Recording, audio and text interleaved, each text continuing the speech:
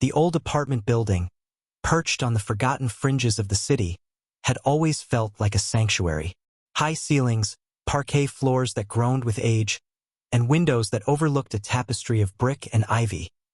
It was the perfect cocoon for a man whose life revolved around the precise, beautiful geometry of sound.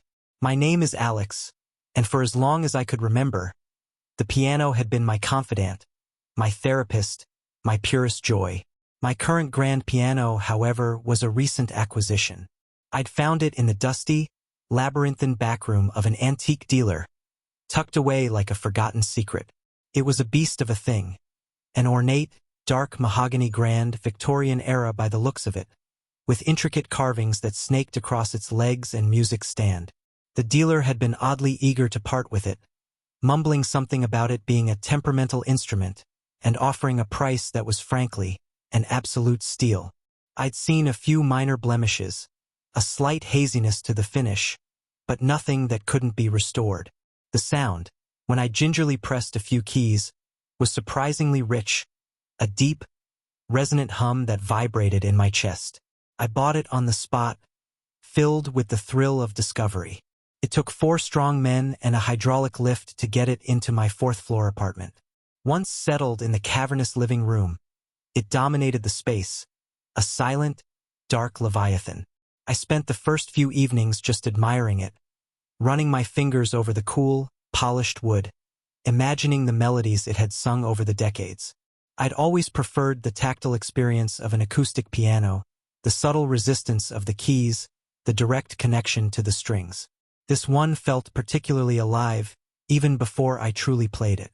My first proper session was a Friday night. I'd brewed a strong coffee, dimmed the lights, and let the city's distant hum fade into the background. I started with some familiar Chopin, a nocturne I knew by heart. The sound was glorious, full-bodied, slightly melancholic, perfect for the instrument's age. But as I reached the middle section, a peculiar sensation pricked at my fingertips. The keys, usually so responsive, felt different, not stiff, but as if there was a subtle, almost imperceptible pull against my touch. I dismissed it as me getting used to a new piano, perhaps a quirk of its well-worn action. Then, as I moved to a particularly delicate arpeggio, I heard it. A faint, almost imperceptible shimmer of a chord, echoing back at me. But it wasn't the chord I had just played. It was a high, dissonant cluster of notes, like a glass bell shattering in the distance. I paused, my hands hovering over the keys. The apartment was utterly silent. I strained my ears, but there was nothing. Imagination, I muttered, shaking my head. Too much coffee. Over the next few days, the subtle anomalies escalated. I'd leave the living room to grab a drink, only to return and swear I heard the faint dying echo of a single key being pressed. A deep, resonant bass note that seemed to linger in the air. Or I'd be practicing, deeply immersed in a piece, and a key I wasn't touching would visibly depress by a fraction of an inch, then slowly rise back up. I tried to film it once, setting up my phone on a tripod, but the moment I hit record, the piano behaved perfectly. It was like it knew it was being watched, or rather, I was being watched. The chill was another thing. It wasn't a draft. I checked every window, every vent.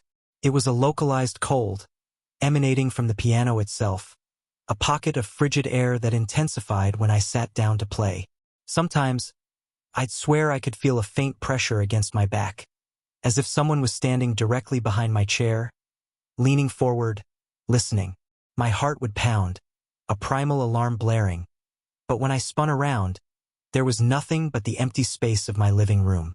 I started to feel less like a player and more like an intruder. The piano, once a source of comfort, now felt like a sentient entity, observing me, judging me. My sleep became restless.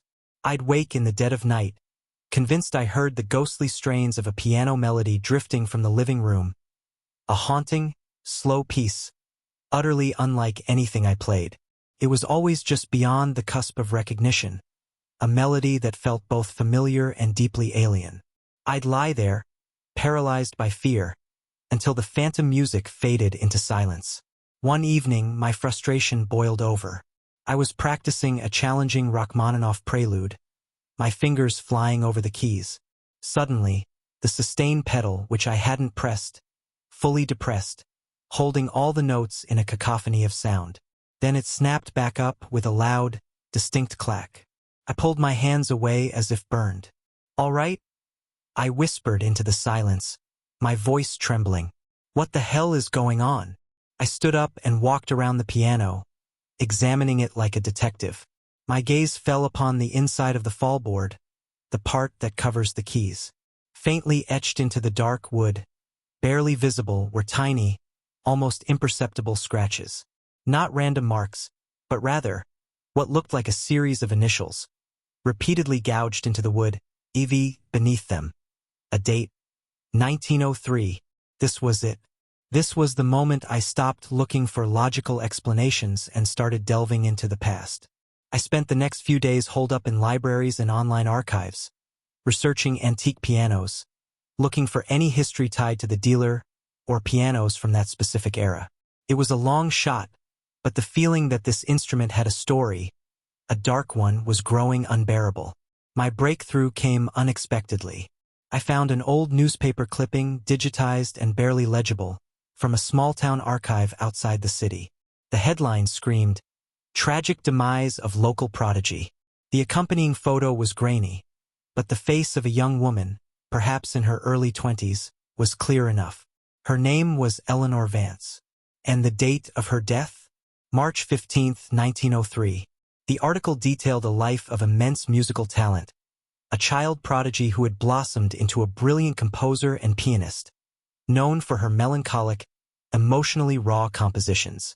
But it also spoke of her struggles with mental illness, a deep, pervasive sadness that had reportedly worsened after the sudden death of her fiancé.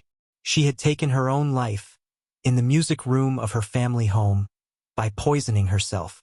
The article mentioned her beloved grand piano, an antique, which she had inherited and poured her entire soul into. It was described as a dark mahogany instrument, intricately carved. A shiver of ice went down my spine. The initials, the date, the piano. It was undeniable.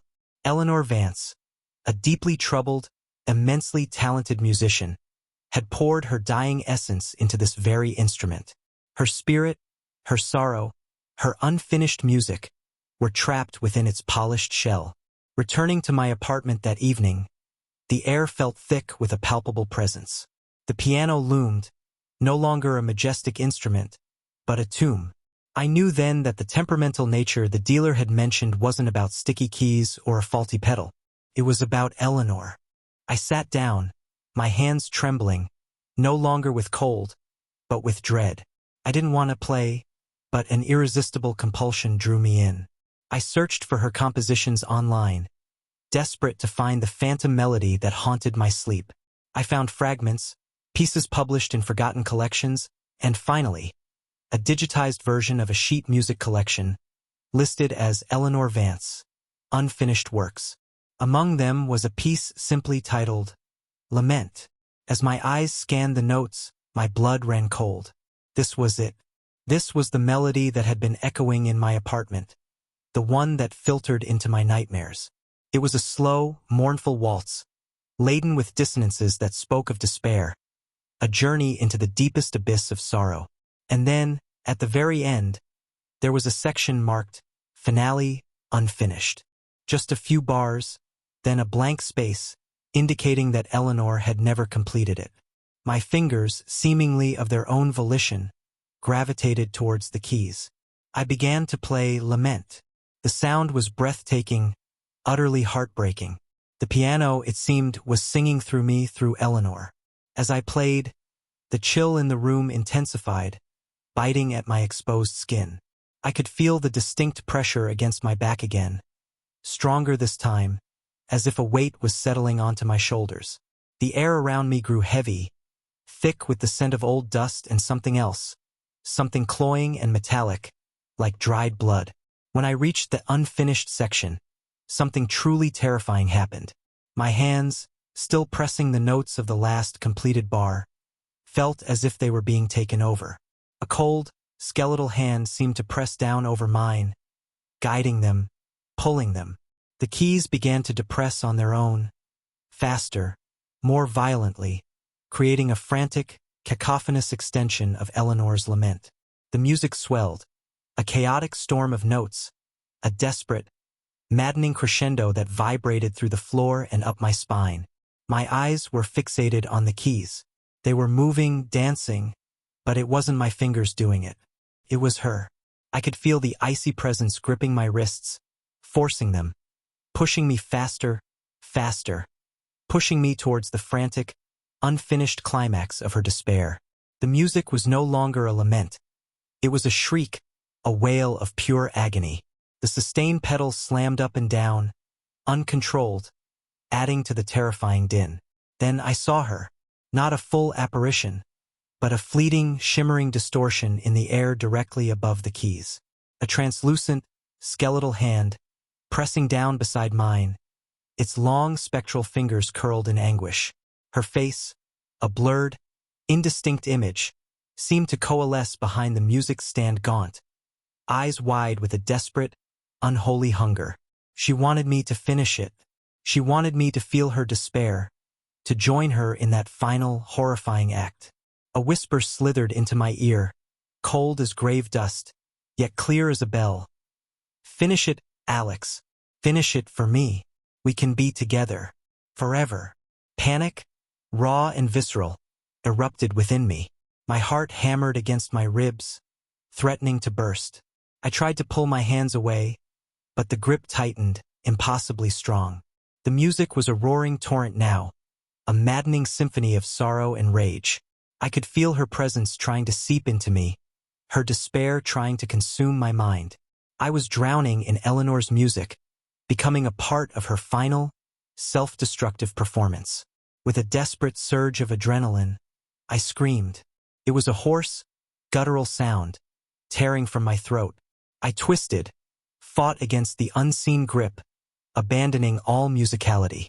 My left hand, still partially under her thrall, slammed down on a cluster of keys, mashing them in a discordant clang. My right hand, fighting free, clawed at the air, then blindly slammed down onto the fallboard, tearing it open and exposing the piano's inner workings. My fingers connected with a string, a thick bass string, and with a desperate, guttural grunt, I pulled. The string snapped with a violent, terrifying twang, like a bowstring breaking, reverberating through the entire apartment. The music ceased. Instantly, the pressure on my hands vanished. The chilling cold dissipated. The spectral hand, the fleeting glimpse of Eleanor's face, all shimmered and dissolved into nothingness. I stumbled back from the piano, falling onto the floor, gasping for breath, my body shaking uncontrollably. My hands, still trembling, felt icy cold, as if Eleanor's touch had left a permanent frostbite. The living room was silent once more, save for my ragged breathing and the distant city hum. The piano sat there, dark and imposing, its broken bass string hanging limply, a single mournful tear in its perfect facade. It was no longer a beautiful instrument. It was a cursed, hungry maw. I didn't spend another night in that apartment. Not even one. The following day, I called the antique dealer, told him it was defective, and demanded he arrange for its immediate removal. He sounded unnerved, but agreed without question. I didn't care about the money or the loss. I just wanted it gone. They took it away 2 days later. As the 4 men strained to maneuver it out of my door, I felt an immense weight lift from my chest. But the silence that followed was not one of peace. It was a hollow, echoing silence, filled with the ghost of Eleanor's unfinished lament. I still live in that apartment, but I haven't touched a piano since. The mere sight of one, the faint, lingering memory of those keys moving on their own, the suffocating presence, the desperate whisper in my ear, it's enough to send shivers down my spine. My love for music, once an unyielding passion, is now tainted, shadowed by the phantom touch of Eleanor Vance. Sometimes, in the dead of night, when the city is quiet and the floorboards creak, I swear I can still hear it. A faint, distant arpeggio, a single high dissonant note, and I wonder, with a chilling certainty, where Eleanor's piano found its new home, and who was playing her music now.